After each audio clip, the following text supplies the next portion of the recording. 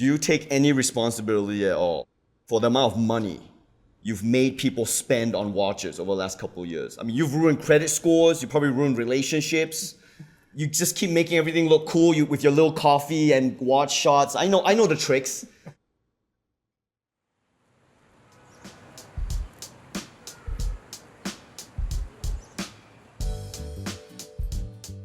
So Ronnie, you're an internationally renowned comedian. You're a senior correspondent on The Daily Show. You have a Marvel movie coming out, and you had a hit Netflix special. Every night in America is like a competition to see how many screens we can get between our face and the wall. Right? It's like iPhone, iPad, laptop, TV, and then Apple Watch. Okay? Thank you so much for joining us for Talking Watches. Thank you. Thank you for having me. Talking Watches got me through the pandemic. I don't know about anyone else watching out there, but when I was in the middle of the pandemic, I was watching a lot of the Talking Watches episode just to, I don't know, feel a sense of normalcy, or as my wife would call it, a midlife crisis. And it also got me more interested into watches. So, well, it's very kind of you to say, and I'd really love to take a look at your collection today. That's what we're here to do. Yeah. So how did you get into watch collecting? Or is that something that came later? So what happened was when I moved to America, I thought I should get myself an adult watch. So this is kind of what started me into watch collecting. Because if you know the Speedmaster, Omega Speedmaster, as I'm sure you do know, this guy's like, what am I talking about? This dude's like the Michael Jordan of watches over here. Like, do you know a Speedmaster? If you do any amount of research into a Speedmaster, you very quickly go down a hole. Yes. Because there's so many of them. There's so many.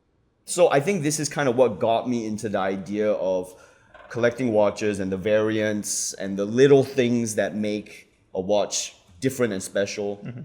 And I was just looking for something that was a bit more adult appropriate as a timepiece, but also didn't break the bank. Mm-hmm. And I ended up settling on Speedmaster because I just thought it was cool that they went to space. Everyone's like attracted to the space story. You know, you're never gonna go to space.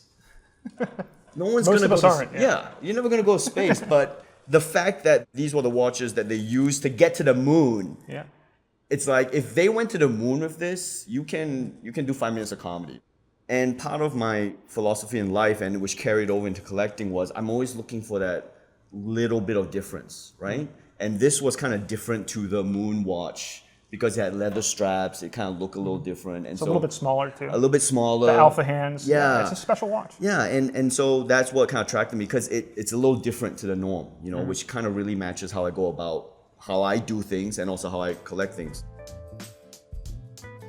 But then the first watch that you got is this Seiko 5 here, and this was a watch that you said you wore a lot in college. Yeah, so I was in college with no money, and then the idea of an automatic watch was really cool at the time, you know, like the idea that, oh man, this thing, you just wear it and it winds.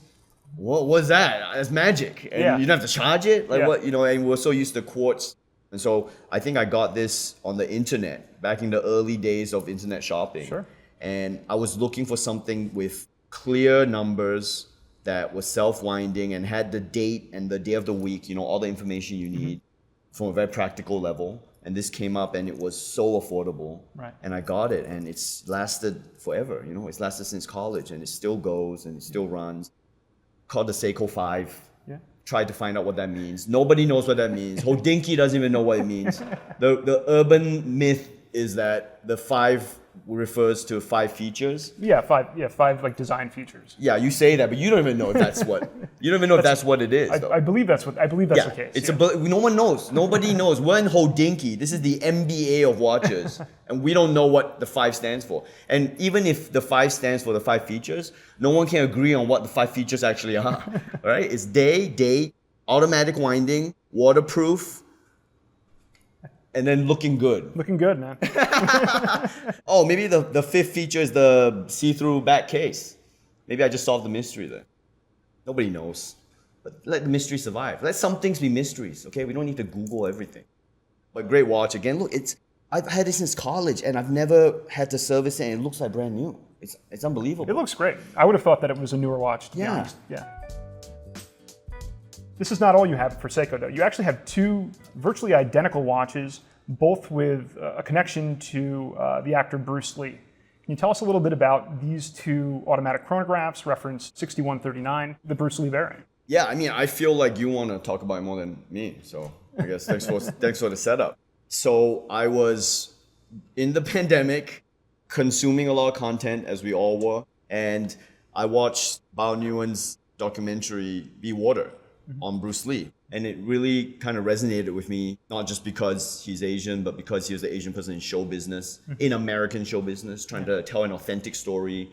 And the whole thing really got me hyped up again on Bruce Lee. And just by coincidence, Talking Watch alumni Down Day Kim and I happened to talk about the Bruce Lee documentary. And then he goes and mentions the Bruce Lee watch. And then as soon as he mentions the Bruce Lee watch, it's like, well, what are we doing? You're off to the races, right? Yeah, we gotta go find this watch now. And so he put me in touch with his Bruce Lee watch guy, which I can't believe is a job. Shout out Nick Farrell. And so he finds me this 6130 variant. I believe the Bruce Lee is the 6139-6010. Yes, that's right. Yeah, that sounds right. I'm wearing this summer in New York City, pandemic summer. I was wearing this all over New York City, jumping on stage. We were doing stand-up shows in the park, and the whole time I'm powered by this Bruce Lee watch. Part of the mythology of the Bruce Lee watch is that the only information we have about Bruce Lee having a watch comes from Bruce Lee's Instagram account. So literally, whenever they post a photo that happens to have Bruce Lee showing off his watch, the whole internet starts to jump on that. Well, not the whole internet, but the Bruce Lee watch internet. Very small corner of the internet. The small corner that jumps on that, and they start going like, what watch was it? And so every time a photo comes out, they get a little bit more information about it. Yeah. So they started with this. This was like the Bruce Lee watch. And then another photo came out, and another photo came out. And then Nick did some research on it, and he concluded in his very academic paper that he wrote on the internet that this was actually the true Bruce Lee watch. And I know there's a photo that's gonna come out next week where it's gonna be, this wasn't actually the one, there's gonna be another one. And I'm gonna keep going down this Bruce Lee variant hole until it turns out he wore an Omega. But as of this moment, this is the true Bruce Lee watch. And you know what? I like it anyway. And again, it's kind of like a testament to the stories that these watches are about, right? Like, it honestly, it doesn't even matter. Did he wear it? Did he not wear it? You know, the fact that it's associated with him, I think it's associated with him, it's enough for me to feel empowered by wearing it. And then I'd love to talk about a couple of watches here that came to you from your father. A beautiful two-tone Datejust, and then we have an Omega Seamaster. Yeah. I don't even know if I can talk about this without crying, but like, so this was the only watch he had. So growing up, this is the watch that would be everywhere in the house, right? You just go see it.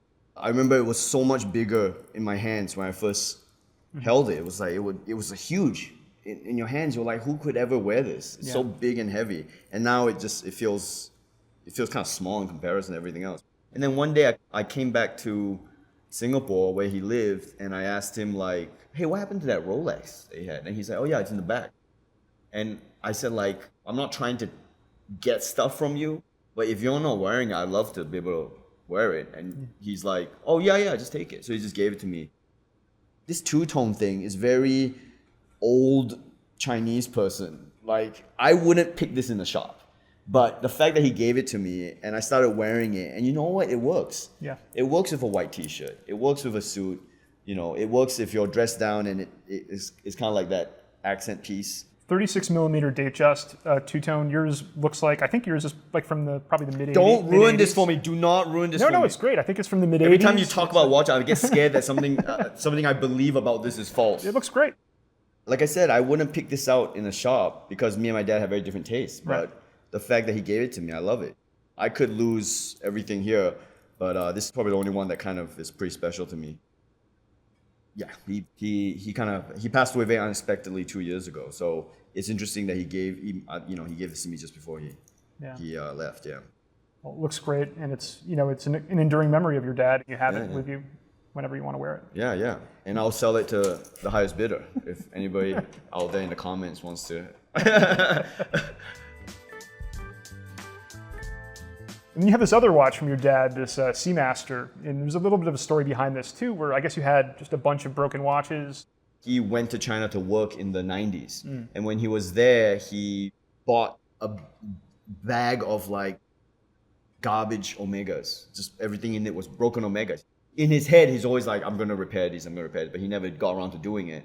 So me in Malaysia, I was like, I'm going to go do this now. So I found a watch guy in Malaysia, and low stakes, right? Because who knows, it's like literally a lucky draw bag of whatever you get from this bag of Omegas. And this was the only one that came out. And I look at it and I'm like, oh my God, this watch is beautiful. Like the Art Deco, the fact that it's Omega gives it some brand credibility. Beautiful matte dial. And again, I would never have, in a shop, probably wouldn't have picked it out, but I have it, and I just think it's beautiful. It's like a beautiful dress watch. Absolutely, yeah. With a small size, I mean, with a suit, I mean, this is it is a kind of a perfect dress watch. We have this Rolex here, the Hulk Submariner. Yeah. This is a pretty recent pickup. Yes. So this is when the Hodinkee addiction started happening. So this was smack in the middle of the pandemic. I was in Hawaii.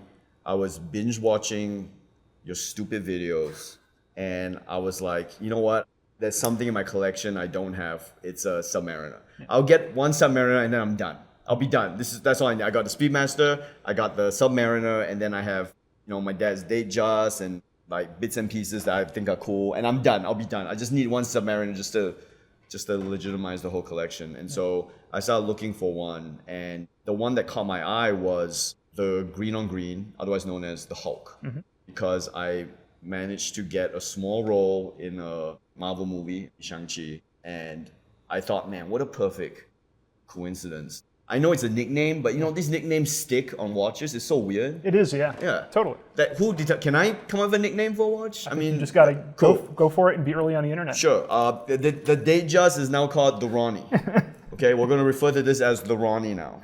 Okay, from now on, you heard it here on Hodinkee first. So yeah, I was like, if there's any watch that has a connection to Marvel, it's the Hulk. And the fact that they discontinued it made me think it's a value play, but really this is the lies we tell ourselves to. All these are just lies we tell ourselves to justify, collecting these cool things. Again, my wife is always like, when you're a Submariner, you're not going diving. You're not going 1 meter, much less whatever this 300 meters. But, oh man, this is beautiful. It is beautiful, yeah. I mean, the ceramic bezel with the matching green dial, it's a really, really beautiful watch. And then we have the latest addition to your collection is a watch we have right here, the Rolex GMT Master, a vintage piece, reference 16753, root beer. Yeah. So again, this is where I really got to stop with this watch now, because this is it now. I think I'm done with this collection. I got to stop watching Hodinkee videos, honestly. So yeah, again, you can justify anything in your head. The justification for this was literally, I'm in Hawaii for 6 months filming a TV show. And the apartment I'm staying in is facing the Pan Am building. Every day we'll just look at the Pan Am. And because at this point I'm already into watches, right? So I already know, Pan Am, GMT. I gotta keep track of time in New York and Hawaii because I'm working multiple jobs, multiple time zones. Okay, I'll get a GMT and that's it, as an actual tool watch. And I start looking at GMTs, and you know what? No offense to anyone else out there, but I just feel like Pepsi GMTs are so common. It's a little too common for me. Everything that you have is kind of it's like 1 or 2 clicks away from like the mainstream. So you have the first Omega in space, not a straight up moon watch. Sure. You have, for example, you have a 6139, but it's not a Poe. You have the Bruce Lee variants. Right. You have a Submariner, but it's the Hulk. Right. Yeah. So I'm basic, but a little special basic. Let's put it that way. So I thought all the GMTs to me aren't quite doing it for me. But then I saw this two-tone root beer, and I was like, yeah, that's really special. I never seen anyone with it, really. I was probably going to switch this to a NATO strap. When you have these things for yourself, you can do whatever you want. There's no rules. You can put a James Bond NATO on a Bruce Lee variant because it's for you. Looks great, by the way. Yeah. Oh, thanks a lot. Yeah. Okay, well, actually, thank you for your validation. I was scared that I couldn't do that until John Buse from Hodinkee just co-signed it. And I think there's something interesting about combining style and substance. in these watches. Because if you wanted something just functional, you get like a digital readout, right? So there's an element of style in these things. But if it's all style, but you can't read the time, it's useless. But the fact that these things are so easy to actually tell the time with, and they look good, it's intriguing. As someone who is interested in self-expression, it's intriguing. How does something look aesthetically good, as well as be functional, right? I think these design elements are what elevates something from good to great. You know, when you do stand-up comedy, you could be doing stand-up comedy on the street corner, or you could be doing it at Radio City Music Hall. You know, it's the same words, the same performance, but the context around it is different. You know, these are the style elements that elevate what you're doing. And I think that's kind of what I get out of all of this. You know, is understanding industrial design and aesthetics and what makes things look good. We've been talking watches for days now. This is day 3 Day 3 of Talking Watches. I really wish I could go back to my apartment, but I didn't realize it was more of a hostage situation. But I mean, to be fair, you are a nerd, so I mean, she was accurate. But yeah, I mean, I cannot think of a person who looks more like he hosts Talking Watches than this guy over here. I mean, if you went to Central Casting and you were like, hey, can you find me a watch guy? Does anyone have the time, by the way? Because none of these watches are set, and yeah.